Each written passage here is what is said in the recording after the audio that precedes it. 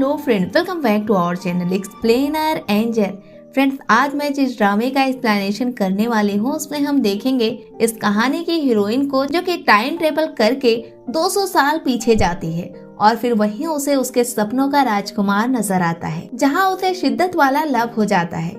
लेकिन इस लव के चक्कर में कई लोग हीरोइन के जान के दुश्मन बन जाते हैं। अब ऐसे में इसके साथ क्या होता है, क्या वो अपने लव से मिल पाएगी या फिर मर जाएगी, ये सब आपको वीडियो में ही पता चलेगा। इसलिए आपको लेकर चलते हैं एक्सप्लेनेशन की तरफ। तब तक आप चैनल को सब्सक्राइब कर बेल आइकन को प्रेस कर लें, जिससे कि आपको ऐसी शानदार कहानियां टाइम से मिलती रहें। कहानी शुरू होते ही हमें 1832 का वक्त दिखाया जाता है, जहां एक तालाब में बोट पर बैठी हुई दो लेडी हमें नजर आती हैं। उसमें एक लेडी रोते हुए मंत्र पढ़ रही थी, जिसका नाम मेबुआ होता है और यही इस ड्रामे की विलेन होती है। इसके पास जो लेडी होती है वो इसकी बहन होती है। मेबुआ मंत्र पढ़ते हुए किसी को बद्दुआ दे रही थी कि तुम दुनिया के किसी भी कोने में क्यों ना छिप जाओ, लेकिन मैं तुम्हें और तुम्हारी लाइफ दोनों को ही डिस्ट्रॉय कर दूंगी। ये कहते हुए वो अपनी बहन पैथी के शोल्डर को पकड़कर कहती है, मैं तुम्हें या तुम्हारे बच्चे या बच्चों के बच्चों को एक काम देकर हमेशा के लिए यहाँ से जा रही हूँ। वो काम ये है कि तुम्हें और तुम्हारी नस्लों को अर नाम की एक लड़की को ढूंढकर मारना होगा। इसमें क्यों ना सदियां गुजर जाएं, लेकिन तुम्हें इस वादे से मुकरना नहीं है, क्योंकि मैं नहीं चाहती कि वो यहाँ पर आकर दोबारा से हमसे उसे छीन ले जाए। ये कहते हुए वो पानी में जंप करके सुसाइड कर लेती है। और अब कहानी प्रेजेंट में आती है, जहाँ पर पैथी ये कहानी अपने बेटे को बता रही होती है और अपने बेटे से कहती है कि कितना भी टाइम क्यों ना लग जाए, लेकिन तुम्हें अर नाम की लड़की को ढूंढकर मारना ही होगा। ये कहते हुए पैथी मर जाती है। अब कहानी 2023 में शिफ्ट होती है, जहाँ पर हमें इस ड्रामे के लीड फीमेल कैरेक्टर को दिखाया जाता है, जिसका नाम क्रीम होता है, जो कि बोट पर बैठकर हैरी के साथ घूम रही होती है। और यही हमें पता चलता है कि क्रीम को एंशिएंट चीजों से बहुत ही लगाव है। साथ ही ये भी पता चलता है कि इसे पानी से बहुत डर लगता है और ये एक अच्छी फोटोग्राफर भी है। अब ये हैरी के साथ यहाँ से रॉयल बोट को देखने के लिए जाती है, जिसको देखकर क्रीम कहती है ये तो उसने सपने में देखा था, जिस पर हैरी को यकीन नहीं होता कि ये कैसे हो सकता है। वैसे हैरी को इन सब चीजों से लगाव भी नहीं होता। तभी वहाँ पर एक ओल्ड मैन आता है, जो कि क्रीम को देखकर ऐसा खुश हो रहा था कि जैसे वो उसे बहुत अरसे से तलाश कर रहा हो। फिर क्रीम को देखते हुए अपने हाथ में लिए हुए स्केच को देखता है, जो कि सेम क्रीम के जैसा ही होता है। अब अगले ही पल ओल्ड मैन एक शॉप पर जाकर बैठता है, जहाँ पर छोटी छोटी बोट्स होती हैं। क्रीम को ये बोट्स बहुत ही प्यारी लगती है। वो उसके पास आती है और कई सारी बोट्स को देखने के बाद ओल्ड मैन उसे एक अच्छी सी बोट देता है और कहता है कि ये बोट बहुत ही अच्छी है और ये तुम्हें हमेशा ही प्रोटेक्ट करेगी। ये कहते हुए उसे देने लगता है। क्रीम भी अपने हाथों में लेकर बोट की कलाकारी को देख रही होती है कि तभी ओल्ड मैन गायब हो जाता है। ये देखकर क्रीम को सोचती कि तभी हैरी उसे बुला लेता है, क्योंकि क्रीम ने हैरी को कुछ देर पहले ही पानी लेने के लिए भेजा था। अब जल्दी से क्रीम बोट को लेकर हैरी के पास जाती है। हैरी और क्रीम के पेरेंट्स फ्रेंड होते हैं और इसी दोस्ती को रिश्तेदारी में बदलने के लिए ये दोनों बच्चों की शादी आपस में कर रहे होते हैं। खैर, इन लोगों की अभी एंगेजमेंट भी नहीं हुई थी और हैरी भी क्रीम को बहुत पसंद करता है, लेकिन क्रीम की आदतें उसे जरा कम पसंद आती हैं। अब हमें वही ओल्ड मैन दिखाया जाता है, जो कि नारू से कहता है कि हमें जिस लड़की की तलाश थी वो हमें मिल गई है और मैंने उसे जादुई बोर्ड भी दे दिया है। अब मैं मंत्र पढ़ने जा रहा हूँ, इसलिए मुझे डिस्टर्ब मत करना। उधर क्रीम बोर्ड को लेकर कमरे में जाती है। उसे प्यार से टेबल पर रखने के बाद सोने लगती है। तभी उस बोर्ड से एक रोशनी निकलती है और ये रोशनी ओल्ड मैन के मंत्र पढ़ने की वजह से निकल रही होती है। अब वो पावर क्रीम के पास जाती है, जिसकी वजह से क्रीम किसी और ही दुनिया में पहुंच जाती है। वहाँ जब क्रीम खुद को देखती है तब वो घबरा जाती है। तभी उसे एक हैंडसम सा बंदा आते हुए नजर आता है और यही इस कहानी का मेन लीड कैरेक्टर होता है, जिसका नाम लुवांग होता है। तभी लुवांग का पर्सनल मेड उसके पास आता है और कहता है कि इतनी रात में तुम यहाँ पर क्या कर रहे हो, जिस पर लुवांग कहता है कि उसे नींद नहीं आ रही थी, जिस वजह से चांदनी रात का मजा लेने के लिए वो यहाँ पर आ गया। ये सुनकर मेड कहता है कि तुम्हें अब पार्टनर की जरूरत है, जिसके बाद तुम्हें कोई आसमानी चांद देखने की जरूरत नहीं पड़ेगी, तब तुम अपने ही चांद को देखते बैठे रहोगी। ये सुनकर लुआंग उसे कहता है कि ऐसे फिजूल की बातें तुम ना ही किया करो, और अगर तुम उस सोलमेट मंत्र को पढ़ने की तरफ हमें इशारा कर रहे हो तो मैं उसे हरगिज नहीं पढ़ने वाला। और यहीं पर हमें पता चलता है कि मेट के पास एक ऐसा मंत्र है जिसको पढ़ने के बाद हर इंसान का सोलमेट मिल जाएगा। अब इन लोग के बीच में होते हुए बात को क्रीम देख रही होती है और सोच रही होती है कि ये लोग किस तरह की बातें कर रहे हैं। तभी उसकी बोट टगमगाने लगती है और वो पानी में गिर जाती है, जिसकी आवाज लुआंग सुन लेता है। वो अपने मेट से कहता है कि ये किस तरह की आवाज है, लेकिन दोनों कुछ खास समझ नहीं पाते। इधर गिरने के बाद सीन परसेंट में आता है जहाँ पर क्रीम की आंख खुल जाती है। इस तरह क्रीम समझती है कि ये कोई बुरा सा ख्वाब था। तभी ग्रैंडपा से नारू पूछती है कि क्या वो अपने मंत्र में कामयाब हुए, जिस पर ग्रैंडपा इनकार कर देते हैं और कहते हैं कि ये मंत्र जब एक साथ दोनों ही दुनिया में पढ़ा जाएगा तभी इसमें कामयाबी मिलेगी और एक दिन हम इसमें कामयाब जरूर होंगे। अब अगले दिन क्रीम अपनी फ्रेंड से मिलती है, जहाँ पर उसकी फ्रेंड क्रीम से कहती है कि उसे एक ओल्ड ट्रेडिशनल हाउस में फोटोशूट का काम करना है, लेकिन उस हाउस का ऑनर मिस्टर नूप उसे परमिशन ही नहीं दे रहा है। ये कहते हुए क्रीम को उस हाउस की फोटो दिखाती है, जिसे देखकर क्रीम हैरान हो जाती है, क्योंकि ये वही घर होता है जिसे उसने ख्वाब में देखा होता है। और ये देखकर वो सीधा ही मिस्टर नूप के पास पहुंच जाती है, जो कि एंशिएंट हिस्ट्री के प्रोफेसर होते हैं। अब वो उन्हें ख्वाब के बारे में बताने लगती है, साथ ही घर को ख्वाब में देखकर उसकी स्केच भी बनाई होती है, वो भी प्रोफेसर को दिखा देती है, जिसके बाद प्रोफेसर शॉक हो जाते हैं। फिर क्रीम को नेक्स्ट डे अपने हाउस में आने की परमिशन दे देते हैं। इसके बाद ग्रैंड माँ पर सीन शिफ्ट होता है, जो कि मेबुआ के सोल से पूछती हैं कि ये अन नाम की लड़की कौन है।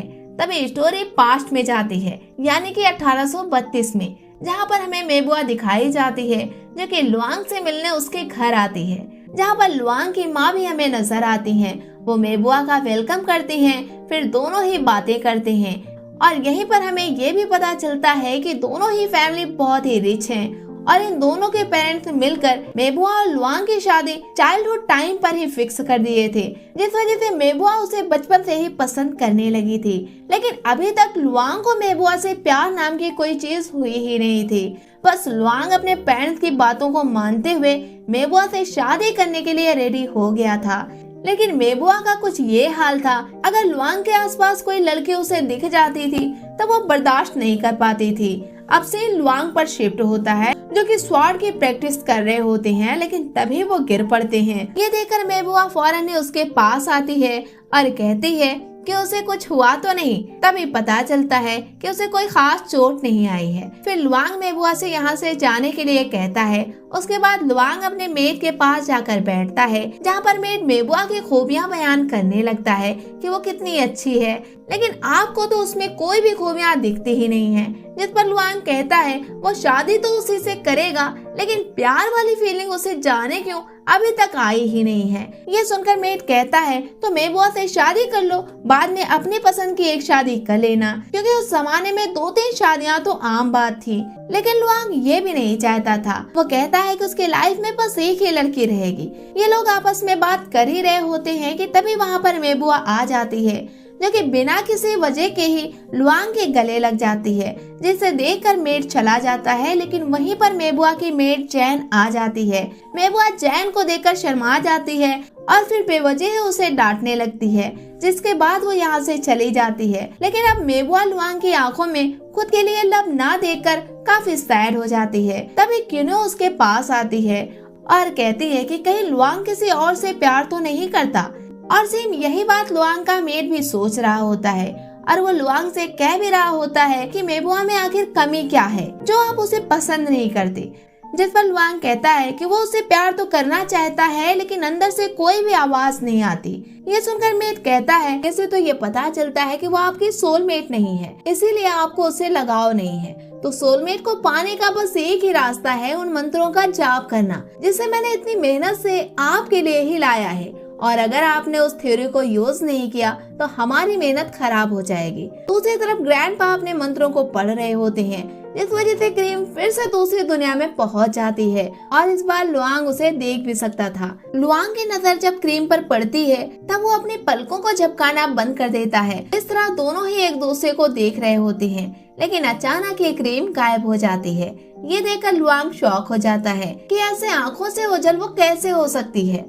इधर क्रीम नींद से उड़ जाती है। इस तरह ग्रैंडपा फिर से फेल हो जाते हैं। अब अगली सुबह लुआंग को दिखाया जाता है जो कि क्रीम के ख्यालों में खोए होते हैं और इस बात से भी परेशान होते हैं कि अचानक वो लड़की कहाँ गायब हो गई। अब सीन प्रेजेंट में आता है जहाँ पर हम क्रीम को देखते हैं जो कि प्रोफेसर नूब के पास पहुँच जाती है, जहाँ पर हैरी भी क्रीम के साथ आया होता है। अब प्रोफेसर उन दोनों को घर लेकर जाते हैं और बताते हैं कि इस घर का नाम चंपा हाउस है। फिर कहते हैं कि क्या सच में इसी घर को उसने अपने ख्वाब में देखा था, जिस पर क्रीम हाँ कहती है। ये सुनकर हैरी को गुस्सा आ जाता है। वो कहता है कि ये लड़की हमेशा ही सपने को हकीकत समझते हुए उसके पीछे बावली होकर फिरने लगती है। अब ये बात वो उसे समझाता भी है, लेकिन क्रीम को कुछ समझ नहीं आता। तभी यहाँ पर ग्रैंडपा उसे नजर आते हैं, जिसे देखकर वो शॉक हो जाती है और कहती है कि क्या मैं आपको याद हूँ, क्योंकि आपने ही मुझे बोर्ड दी थी। फिर कहती है कि जब से मैं उस बोर्ड को अपने पास रखी हूँ तब से अजीब से सपने मुझे आने लगे हैं। तब वो कहते हैं कि कैसे सपने।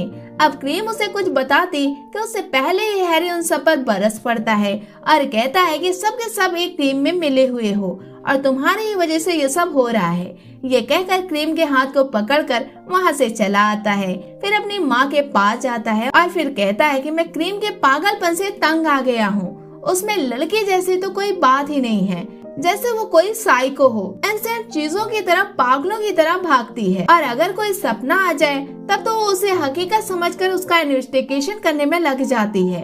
ये सुनकर हैरी की माँ कहती है वो कोई आम लड़की नहीं है, इसीलिए तो तुम्हें उससे प्यार हुआ है और अगर एंसेंट हिस्ट्री की बात है तब तो तुम उसे ग्रैंड माँ के पास ले जाओ, जहाँ वो उसे सब कुछ बता देंगी। ये सुनकर हैरी ऐसा ही करता है और अगले सुबह ग्रैंड माँ के पास उसे लेकर पहुँच जाता है, जहाँ पर हैरी के पास सी आती है।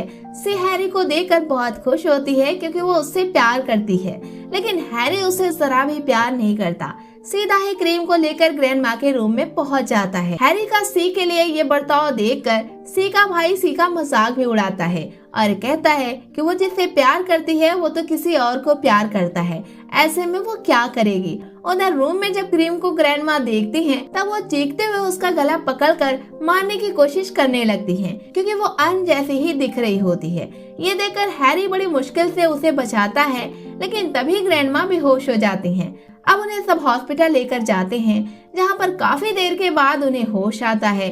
होश आते ही वो अपने बच्चों से कहते हैं कि उन्हें किसी भी हाल में वो लड़की चाहिए और अगर वो लड़की नहीं मिली तो वो अपनी प्रॉपर्टी का एक कतरा भी किसी को नहीं देंगे। इतनी इम्पोर्टेंट बात सुनकर वो लोग प्लान बनाते हैं, जिसके तहत ग्रैंड माँ उसे सॉरी बोलने के लिए कॉल करती हैं और कहती हैं कि वो अपनी लोकेशन सेंड करे। वो आकर उससे खुद माफी मांगेंगी क्योंकि वो बीमारी की वजह से क्रीम से काफी बुरा बर्ताव कर चुकी हैं। जिस बात को क्रीम सच समझकर अपनी लोकेशन उन्हें सेंड कर देती है। फिर क्या था, अगले ही पल कार में भरकर दादी माँ के साथ कई सारे गुंडे वहाँ पर पहुँच जाते हैं और क्रीम को किडनैप कर लेते हैं। फिर उसे एक वेयर हाउस में ले जाते हैं, जहाँ पर ग्रैंड माँ अपने बच्चों से कहती हैं हम दोनों को एक रूम में छोड़ दो और तुम लोग बाहर चले जाओ। उन लोग ऐसा ही करते हैं। अब ग्रैंड माँ एक गन लेकर रूम में घुस जाती हैं। तभी क्रीम को होश आता है। उधर हैरी को क्रीम की गुमशुदगी का पता चल जाता है। तब वो समझता है कि वो जरूर मिस्टर नूब के घर गई हुई है, जहाँ पर वो भागते हुए जाता है और नूब पर बहुत गुस्सा करने लगता है। तभी ग्रैंडपा और किवा वहाँ पर आ जाते हैं, जिन पर भी हैरी चीखने लगता है कि आज तुम्हारी वजह से क्रीम गायब हुई है और फिर पूरे घर की तलाशी लेने लगता है। लेकिन ग्रैंडपा और किया समझ जाते हैं कि क्रीम किसी मुश्किल में है और हैरी है कि पुलिस को बुलाने की धमकियां देने लगता है। ये सुनकर किवा कहती है कि क्रीम इस वक्त बहुत मुश्किल में है और ग्रैंडपा उसे मुश्किल से बाहर निकालने में लगे हुए हैं और ऐसे में अगर तुमने कोई भी हंगामा किया तो क्रीम को खो दोगी। ये कहकर रूम के दरवाजे को बंद कर लेती है। अब सीन पास्ट में शिफ्ट होता है, जहाँ पर लुआंग अब अपनी सोलमेट को पाने के लिए उस मंत्र को पढ़ने के लिए तैयार हो जाते हैं और मेड उन्हें जैसा बता रहा था वो वैसा पढ़ रहे होते हैं और ग्रैंडपा इधर मंत्र पढ़ने में लगे होते हैं। इस तरह दोनों दुनिया में एक साथ मंत्र पढ़ा जा रहा था और फिर ग्रैंडमा को दिखाया जाता है जो कि क्रीम को देखकर कहती हैं कि फाइनली वो उसे पा ही गई और उसे वो अब मार देंगे, जिसके बाद कभी वो उस दुनिया में नहीं जा सकेगी। ये देखकर क्रीम डर जाती है और कहती है कि प्लीज मुझे शूट नहीं करो, लेकिन ग्रैंडमा उसकी एक भी बात नहीं सुनती और शूट कर देती हैं। लेकिन गोली क्रीम को लगती कि उससे पहले ही क्रीम गायब हो जाती है और यहाँ से गायब होकर सीधा ही दूसरी दुनिया में जा पहुँचती है और गोली की आवाज सुनकर यहाँ पर सारे ही लोग आ जाते हैं और ग्रैंडमा चीखने लगती हैं कि अचानक से वो लड़की कहाँ पर गायब हो गई, ऐसा कैसे हो सकता है। क्रीम है कि सीधा पास में पहुंचकर लुआंग के पीछे गिरे पड़े हालात में हमें नजर आती है। वो उसे देखने लगता है और मेट कहता है कि तुम्हें तुम्हारी सोलमेट मिल गई और ये सब मंत्रों का फल है। और यहीं पर इस पार्ट का एंड हो जाता है। अब अगले पार्ट में हमें इसके आगे की कहानी का पता चलेगा, इसलिए आप चैनल को सब्सक्राइब करके रखें, बेल आइकन को भी प्रेस करके रखें, जिससे कि वीडियो अपलोड होते ही सबसे पहले आपके पास पहुंचे। फ्रेंड्स, ये कहानी आपको कैसी लगी हमें कमेंट बॉक्स में बताएं। वीडियो को लाइक करें, शेयर करें। मिलते हैं हम आपसे नेक्स्ट वीडियो में, तब तक के लिए टेक केयर।